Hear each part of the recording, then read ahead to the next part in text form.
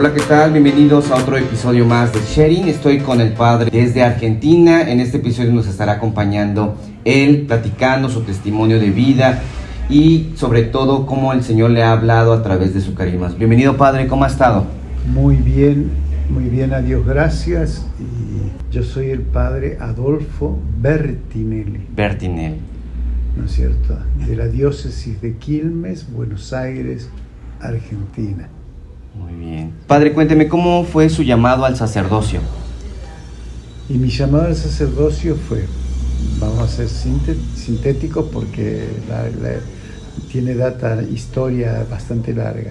Primero a los 6 años, ¿no es cierto? Cuando mi parroquia era una capilla de María Auxiliadora, y cuya advocación era María Auxiliadora, y la coordinaban las hermanitas de María Auxiliadora de un colegio ahí en Bernal, cerca de la parroquia, de lo que hoy es parroquia, ¿no?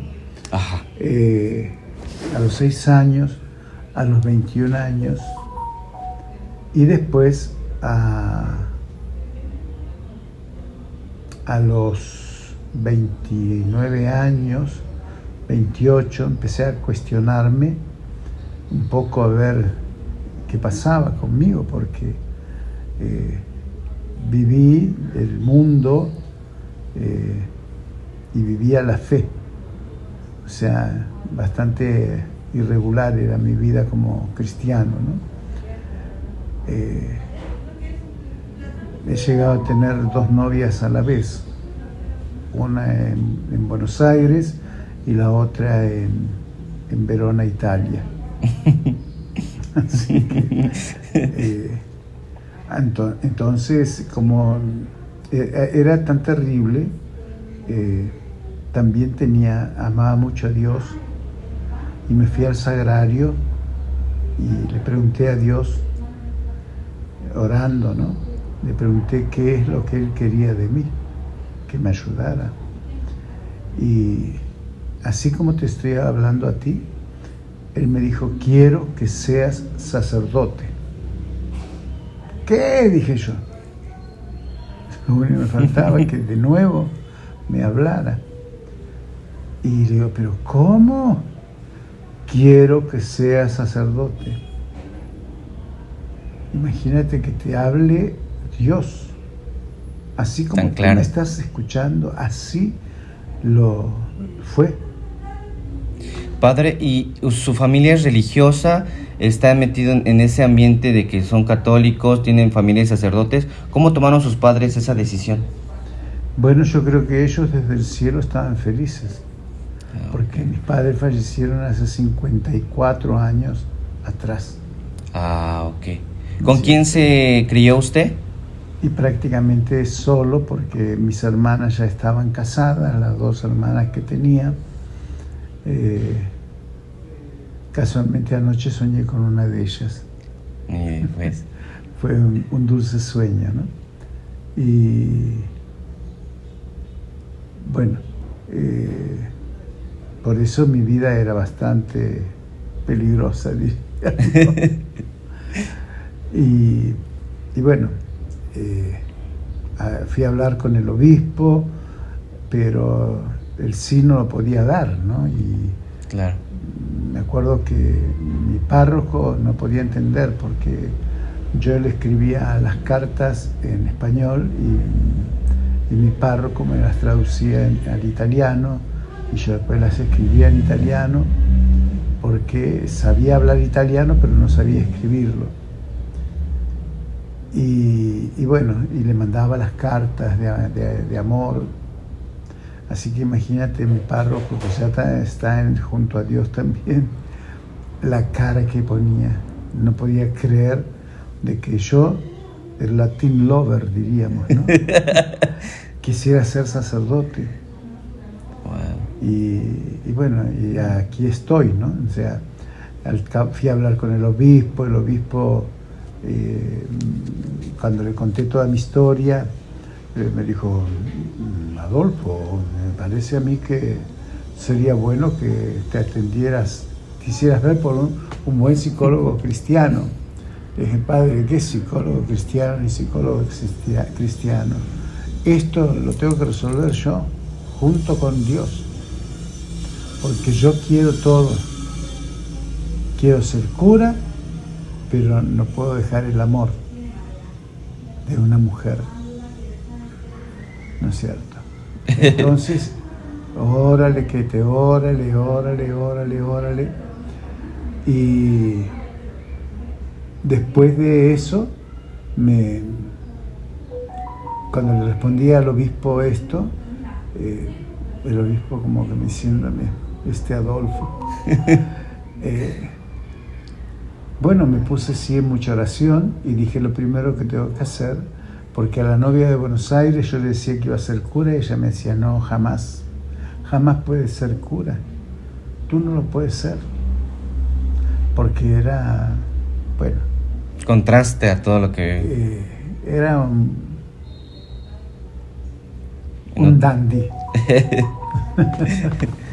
¿No es cierto? Yo estaba muchísimo más delgado, tenía bigotes, era muy buen mozo. Y demás yerbas, ¿no? Como decimos en Argentina. Sí. Entonces lo primero que hice fue escribir una carta a Italia. Ya la escribía yo. Sí. Entonces le conté a ella y le pregunté, le dije lo que me estaba pasando. Y a los 15 días de haber enviado la carta recibí yo la respuesta de esta hermana hoy, ¿no es cierto? Hermana en Cristo, no monja. Sí. Le digo, empecé a leer y como que esa nube de confusiones que tenía en mi mente desaparecieron. Digo yo, esto lo escribió el Espíritu Santo. Esto lo escribió el Espíritu Santo porque me llegó la liberación de ese amor por ella, ¿no? Me fue encaminando. La otra novia que tenía en Argentina, que Dios me perdone y que nadie debe hacer lo que hice yo, la usé para tener algo con quien vivir mi vida, ¿no? Como hombre. Y recé mucho por ellas, y a las dos muchachas, estas últimas, les mandó Dios un esposo muy parecido a mí. Wow. Morenitos en Italia y acá, con bigotes, con anteojos. Yo antes usaba anteojos. Bueno, el tema fue cuando me tuve que relacionar y fui a la primera peregrinación diocesana el 13 de mayo de 1979. Fuimos a la primera peregrinación diocesana, porque la diócesis se crió en el 76, y estábamos allá y todos los compañeros, amigos, la gente, porque yo era muy conocido a nivel diocesano porque me gustaba trabajar, ya te digo, mi vida era un poco extraño todo lo que me pasaba. Me decían, Adolfo, ¿es verdad que el año que viene? Sí, vos el año que viene entras al seminario. Y yo digo, pero esto salieron, hasta una monja, la hermana Sara me decía, Adolfo, vas a entrar al seminario. Miren, me tengo que ir a buscar al niño que se perdió. Mentira, no había ningún niño, no se perdió ningún niño. Me fui al Santuario Nacional de Nuestra Señora de Luján, que es la patrona de Argentina, y muy amada y querida siempre por mí, ¿no? Me voy allá y me paro en una columna, porque es una basílica que es gótica, bien gótica, unas columnas inmensas, y me apoyé ahí mirando a la Virgen. Mira cómo seré. Le pedí a Virgencita, ayúdame a dar el fiat. Y si no le doy todo el fiat, aunque sea el picaporte. ¿Y qué era? Los carros, el auto que de marca Fiat. Yo le decía, aunque sea le doy el picaporte de la puerta, pero yo quiero estar en paz. porque quiero ser sacerdote, pero todavía hay algo que no puedo dar el fiat, el sí definitivo. Bueno, cuando regresamos con el camión o el colectivo a mi casa, a la parroquia, ¿no? Yo volví con una felicidad inmensa. Había dado el sí. Wow. Gracias a la Virgen de Luján. Wow. A nuestra madre, ¿no? Entonces, tuvo ese sí, vivió toda su formación como seminarista. ¿En qué año se ordena, padre? El 19, fui ordenado nada más y nada menos por el siervo de Dios, Jorge Nova, hoy siervo de Dios, sí. Está en camino a la santidad. El 19 de diciembre de 1986, 86. Ahí fue ordenado. Y a partir de ese momento, cuando ya fue enviado, me imagino, a una comunidad, a una parroquia, ¿en qué parte fue como que el parteaguas cuando vio que el Señor lo estaba utilizando para orar por los enfermos, para apoyar a los necesitados en esa parte espiritual? ¿En qué momento fue, padre? Bueno, primero a mí siempre amé ir a ver los enfermos y especialmente los ancianos, ¿no?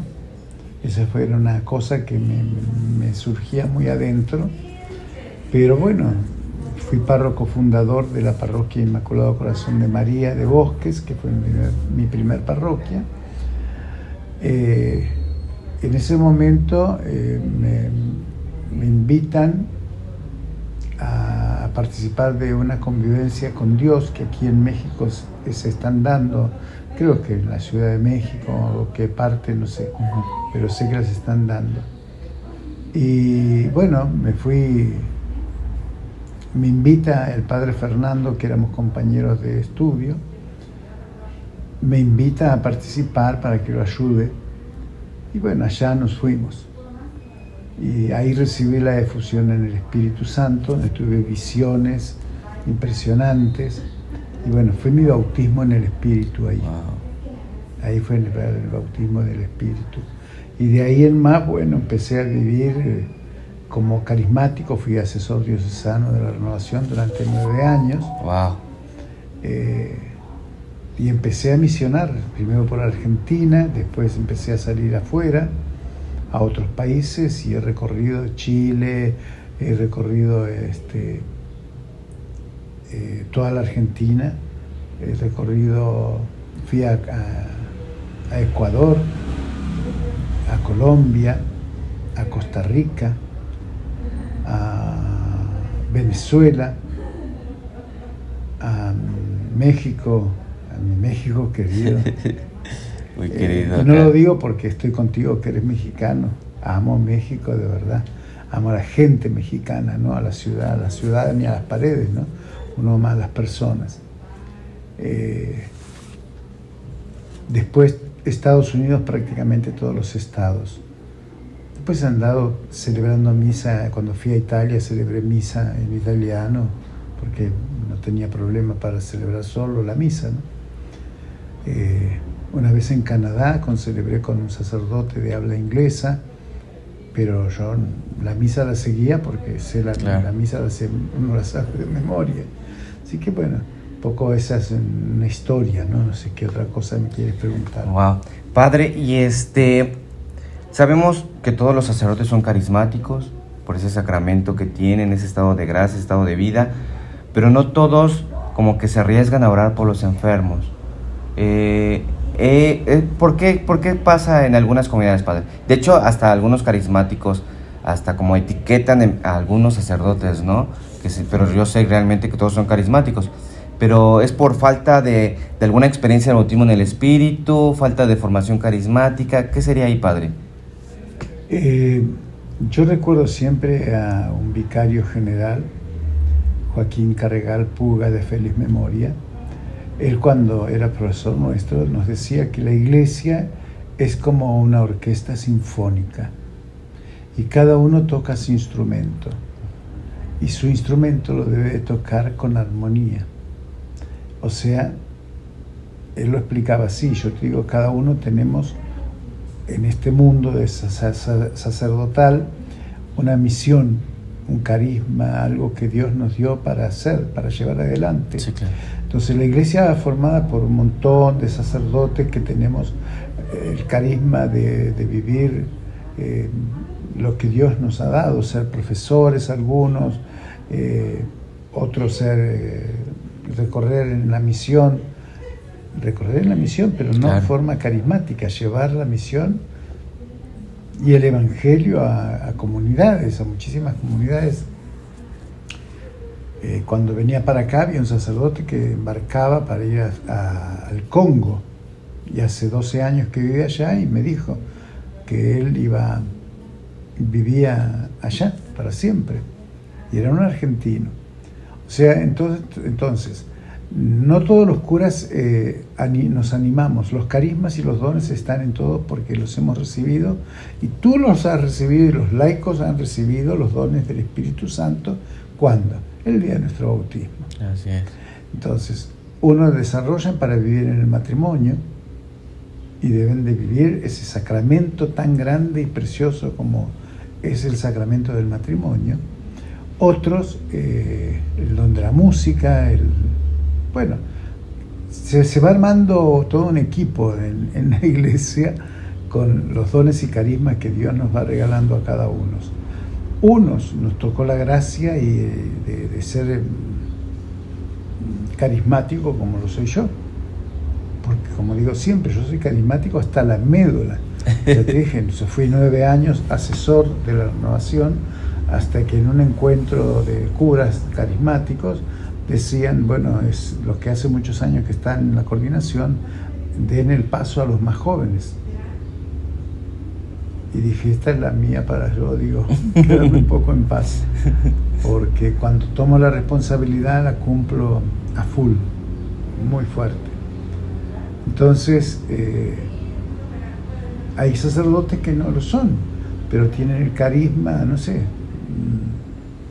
de llevarla y conducir sus parroquias como las van llevando. Sí, sí, sí. Algunos como pueden, otros se esfuerzan más, otros se esfuerzan menos, o les es más fácil, ¿no es cierto? Cuando a mí el obispo me ofreció ser predicador itinerante, me dice, pero tienes que renunciar a ser párroco. Le dije, no, prefiero salir 1, 2 veces por año a predicar al exterior, pero mi vocación es estar en contacto con la gente, en comunidad, con mis hermanos, los diáconos, y llevar una parroquia en el corazón y acompañarlos, porque yo me la paso a través de los WhatsApp mandando cosas que me llegan del obispado a mí, las traslado a los grupos de la parroquia, y bueno, no todos tenemos los mismos dones, Claro. o no los ponemos en práctica. Sí, yo creo que el Papa Francisco lo que está haciendo, por ejemplo, el momento que se hizo de Caris, que no está promoviendo a que todos se vayan a la renovación carismática, sino que todos esos movimientos que son carismáticos estén nada más en unidad. Está respetando cada carisma de cada grupo, movimiento o asociación, y eso es lo que es como que muy rica en esa parte que tenemos como los católicos, ¿no? Que tenemos, si no te sientes cómodo, por ejemplo, con los de Genio de María, están los adoradores nocturnos, toda esa parte de cómo te puedes desarrollar, la verdad, no hay pretexto, pero sí yo sé que también debes de informarte en cada uno, ¿no? Porque a veces tienen como una idea de lo que es ese movimiento pastoral, pero no están formados en esa parte, entonces por eso no lo viven como tal, porque yo comencé en la renovación carismática, yo no entendía qué era, y yo al principio, la forma de orar era muy diferente a la que yo estaba acostumbrada, por lo mismo de que vivíamos siempre en toda la parte tradicional. Pero ya cuando empecé a formar lo que realmente era la renovación, cómo nació, esa manera que se distingue de orar espontánea, dije, de aquí soy, ¿no? Por lo menos en mí, en mi persona, a mí me ayuda y me está ayudando en seguir y vivo diferente las misas, vivo diferente las horas santas, a pesar de que no guío a alguien carismático, el mismo ministro, el mismo que tú lo vives, ¿no? Pero yo lo que valoro a la iglesia, que es muy rica en todos estos grupos, asociaciones, movimientos pastorales, y que cada quien tiene su, como usted dice, su punto importante, nadie es más, nadie es menos, porque todos somos esa orquesta sinfónica para que al final estemos en el mismo barco, suene bonito, ¿verdad, padre? Claro, podemos tomar un racimo de uva, todos somos un grano. Sí. Y estamos unidos, y cuando no estamos unidos, el grano se seca, se cae y muere. Sí. Sale de la comunión. Sí, ¿entiendes? padre. Por un lado, y después quiero agregar una cosa. La Iglesia la etiquetó a la renovación carismática como un movimiento. Así es. ¿No es cierto? Y la Iglesia, la renovación carismática no es un movimiento. Un movimiento tiene un fundador, ¿no es cierto?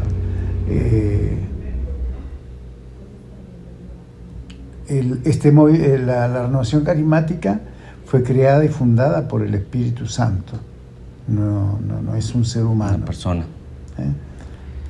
Pero bueno, uno como está dentro de la iglesia, uno acepta. Yo acepto. Pero yo vivo como tengo que vivir. Dejo rienda suelta al Espíritu Santo para que el Espíritu Santo ore, bendiga, sane. Y yo aquí me ha tocado ir a ver en el hospital de niños, que no me acuerdo cómo es que se llama, pero bueno. ¿De acá de Chiapas? De Tuzla. ¿Hospital pediátrico? El pediátrico, ¿no? Uh-huh. Fui a ver a 2 niños. Uno era un bebé y también en 15 días lo operaron del corazón 2 veces. Y cuando yo entré, me sonrió y yo lo toqué. Y me agarró el dedo y me empezó a sonreír. A los 2 o 3 días le dieron de alta. Wow. Y ayer me tocó ir de nuevo a ese lugar. Y me tocó llorar con los padres, porque el niño partía. Yo cuando le oré al niño, le di la santa unción, le di la absolución que la sede apostólica nos concede, le di la absolución de todos sus pecados, a pesar de que era un niño, pero ese niño partió directamente al cielo. Le di la santa unción, estando en vida. Y después me abracé, consolé a los padres, lloré junto a los padres, ¿no es cierto?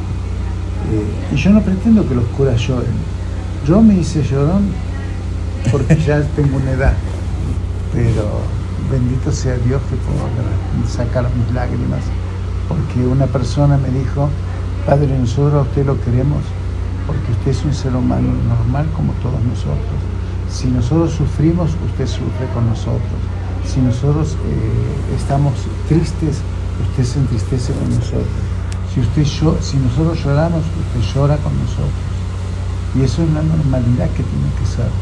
Bueno, pero digo, yo, el padre Adolfo Bertinelli, nada más. Después hay otros sacerdotes que sufrirán de otra manera, sí, acompañarán de otra manera. Así es. ¿No es cierto? Por eso tiene una riqueza la iglesia que es impresionante y que puede acompañar a todas las personas con sus carismas, con sus dones, con su manera de ser, ¿no es cierto? Yo no pretendo que nadie sea como yo, Dios me libre y me guarde. Yo soy yo, único. Así es.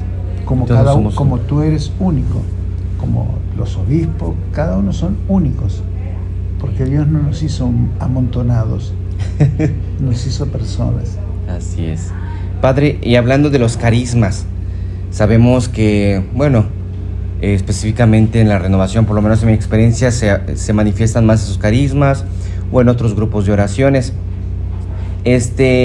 Hablemos del de imposición de manos. Por lo menos hay algunas directrices donde a veces los laicos lo pueden hacer, no lo pueden hacer, el sacerdote se lo puede hacer. Y aparte de eso, ¿qué significa la imposición de manos, Padre? Y la palabra de Dios lo dice: impondrán las manos a los enfermos y sanarán. Y no dice a los presbíteros impondrán las manos a los enfermos y sanarán.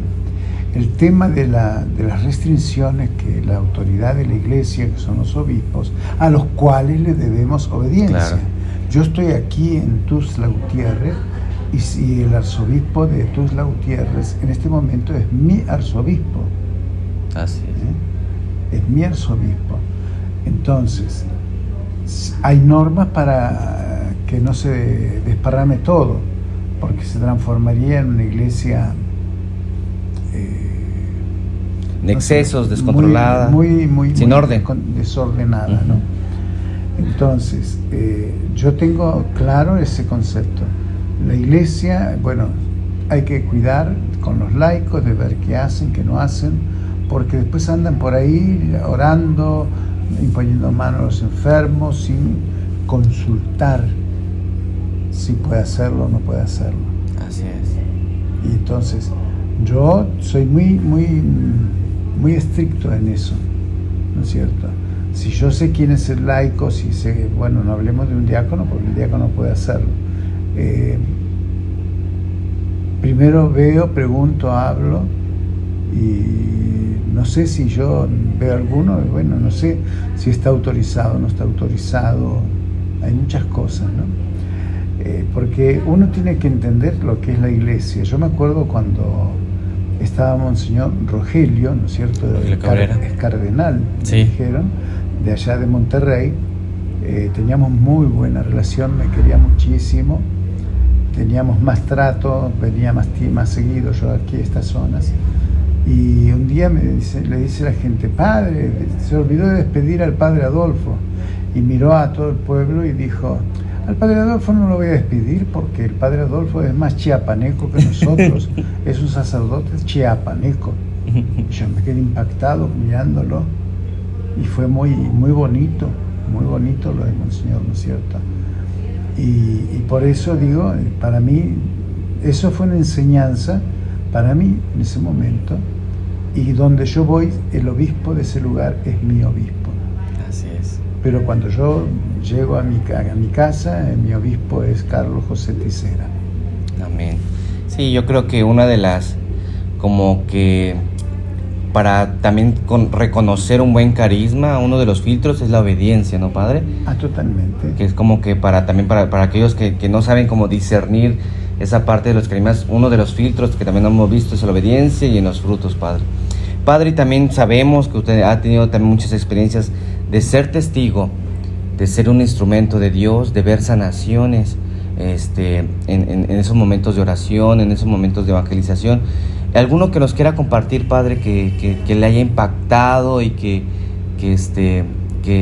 nos quiera decir cómo fue, en qué momento? Siempre Dios actúa. Fíjate con ese bebé que cuento, ¿no? Sí. Oré, le impuse, me agarró el dedo y yo le oraba, y al cuarto día ya estaba dado de alta. Oraba muchísima gente por él, su mamá dio un testimonio precioso, y yo estoy dentro del testimonio, pero como uno más de los tantos que rezaron. Pero uno de los que no me olvido nunca, porque si entrevisten al padre, al obispo auxiliar José Luis, sí, ¿no es cierto? Él iba a las misas que yo celebraba en la parroquia, bueno, no me acuerdo ahora cómo se llama, de acá de Tuzla, y él iba a ver la acción de Dios, porque se escuchaban que se tiraban las muletas, se tiraban los andadores, los ciegos volvían a ver. O sea, los ciegos que habían quedado recuperaron la vista. Veo un día en Colombia, no en Colombia, acá, en no sé, algo de Terán me parece que era. Ah, sí, San José Terán. San José Terán. Entró un muchacho con una silla de ruedas, y lo vi, una silla de ruedas color azul era, no me olvido nunca. Y dije, se va a sanar. Como que Dios me lo iba enseñando, ¿no? Sí. Y se levantó de la silla de ruedas. Cuando se cayó, se levantó, y empecé a orarle. Le salía un olor a podredumbre, nauseabundo de su boca. Seguí orando, y también se le fue el olor ese que tenía. Uno que me impactó fue, bueno, tengo tantos, ¿no? Sí, sí. Uno fue en Medellín, me llevaron un montón de personas en sillas de rueda y de repente yo estaba hablando que nada es imposible para Dios, ese era el tema. Y de repente, porque estaba dando el tema, no estaba orando, empiezo a sentir ruidos que se empiezan, y miro así, veo que se empiezan a levantar los de las sillas de rueda. Uno era cuadripléjico. Wow. Empezó a caminar y caminaba todo deformado, diríamos, ¿no? Y me dijo: padre, en 2 días yo estoy caminando derecho. Bueno, gloria a Dios por tu fe. Yo después me fui, no esperé, no supe más nada de él. Otro día en mi parroquia estaba orando y tenía un niño sentado en una silla de ruedas y el niño se para de golpe, que me asusté, porque me asustó. Sí. Imagínate, ves un niño en una silla de ruedas y que se ponga en pie. Empezó a caminar y lo tomé de la mano y recorrimos toda la parroquia mostrándolo a la gente cómo caminaba. Y entonces salimos al patio y le digo: hijo, ¿qué problema tenías tú? Me dice: yo tengo huesos de cristal. Y yo la primera vez que escuchaba una cosa así. Y entonces me contó todo en un segundo, estábamos en plena misa. Sí. Y me dice: yo camino y si tropiezo se me rompen los huesos. Eso es el hueso de cristal. Sí. Bueno, la madre volvió y ya después me cambiaron de parroquia, no sé más del niño, pero los médicos del hospital Garrahan de Buenos Aires, que es el hospital de niños, declararon que se había sanado. ¿Cómo? No lo saben. Yo sí. El que lo sanó fue el mero. Amén. Así que... Padre, fíjese, a veces cuando escuchamos que hay un retiro de sanación, de liberación, vamos con esa esperanza que Dios sane nuestras enfermedades físicas, espirituales, pero a veces es una línea muy delgada, porque ¿cómo poder discernir? Sabemos claramente que Dios no envía las enfermedades, ¿verdad, Padre? No las envía, pero yo he visto personas enfermas que durante esa enfermedad te edifican tanto, o sea, para ellos no es una preocupación, es más, se lo ofrecen, y es más, a veces lo interpretan como una purificación. Entonces, esa vertiente con lo otro, que Dios lo puede sanar y todo, ¿cómo poder discernir, Padre? Porque yo conocí a un hermano que era militar y tenía cáncer, ni parecía que tenía cáncer, sufría demasiado, pero aquí en confianza le digo: no, ni me daba ganas de orar porque que sanara, o sea, me edificaba tanto, él más ni pedía que se orara para que sanara. Murió y sentíamos que pidió que en su funeral fueran puras asambleas de oración, fuera una gran fiesta en el funeral. Pero me llamó mucho esa la atención de que a veces es como una línea muy delgada de poder discernir si esto es algo que me quiere decir Dios, o cómo poder discernir que, o sea, si hay posibilidad de que según la voluntad de Dios me sane. Sí. Muchas veces Dios permite que una persona lo glorifique con su enfermedad, ¿no es cierto? Entonces son enfermedades redentoras, porque a través de ese sufrimiento que la persona lleva con alegría, produce la sanación y la conversión de muchos. Así es. Porque el asombro no deja de maravillar a muchas personas.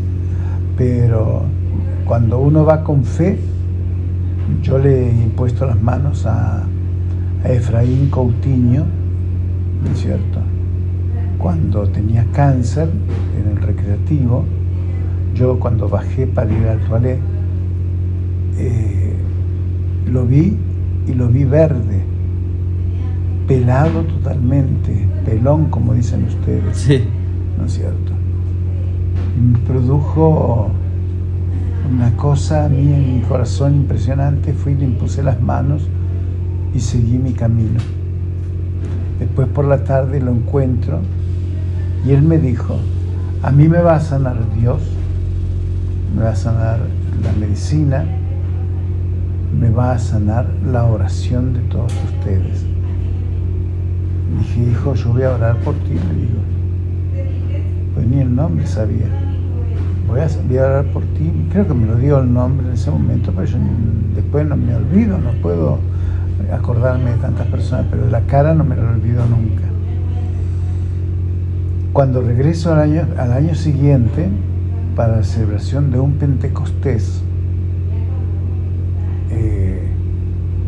voy ahí en Villaflores y yo estaba animando la asamblea y me llaman, todavía no había empezado, pero como me gusta cantar, cantaba, bailaba, era mucho más joven también. Entonces me llama doña Luchis y me dice, padre, digo, quiero hacerte una pregunta, ¿lo conoces este joven?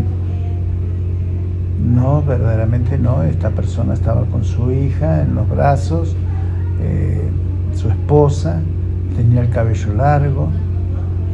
Digo, no, la verdad que no me recuerdo quién es. Dice, pues madre, ¿cómo no te acuerdas que es el pelón que estaba de verde, como decías tú?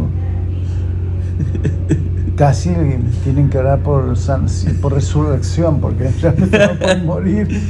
Qué impresión. Bueno, de ahí, bueno, creció una amistad que es impresionante, ¿no? Porque cuando nos dimos un abrazo, él me dijo, tú eres mi apa. Y yo le dije, tú eres mi hijo. Es el día de hoy que me llama apa y yo lo llamo hijo. Wow, padre. Y su hija me llama abuelo. Me manda un WhatsApp y me dice, abuelo, ¿cómo estás? ¿Sabes cómo te extraño? Qué hermoso. Digo, Colocha, yo también te amo con todo mi corazón. Y bueno, este año, después de tantos años, la volví a ver y no podía creer que la veía porque era ya una señorita. Y había crecido. Que había crecido. Wow, padre, pues bendito Dios que todo lo que nos ha compartido. También supimos que estuvo en Villaflores, en la comunidad de San Pablo. Estuvo con nuestro asistente, el padre Erixel, él es nuestro asistente de la Renovación Carismática. Ah, sí. ¿Qué tal la experiencia allá, padre? Me encantó estar con él. Veía cómo, porque yo oraba por él, ¿no? Y le dije, padre, como que le profeticé. Wow. Cada día vas a hablar mejor de Dios, vas a predicar más de Dios. Y lo he notado. De un día para el otro, cómo predicaba. Impresionante. Entonces quedó en que me dice, bueno, padre, te pido que ores mucho por mí. Y así lo estoy haciendo. Sigo orando por él. Sí, fue muy hermoso ver a nuestro asistente con usted, también los que están allá de Villaflores y también me compartían, no tuve la oportunidad de ir, pero me compartían que fue de gran bendición, padre. Pues le quiero agradecer, estas charlas se pueden alargar demasiado, tanto lo que Dios ha hecho en usted. Sí, aburrimos a la gente. La edificamos, pero le agradezco mucho, padre Adolfo, por este momento, que Dios lo bendiga, siempre va a ser recibido aquí en Chiapas, tiene su casa, aquí en la comunidad y pues también oramos por usted. Por lado, por su misión, porque sabemos que también ambos necesitamos de orar unos por los otros. Amén.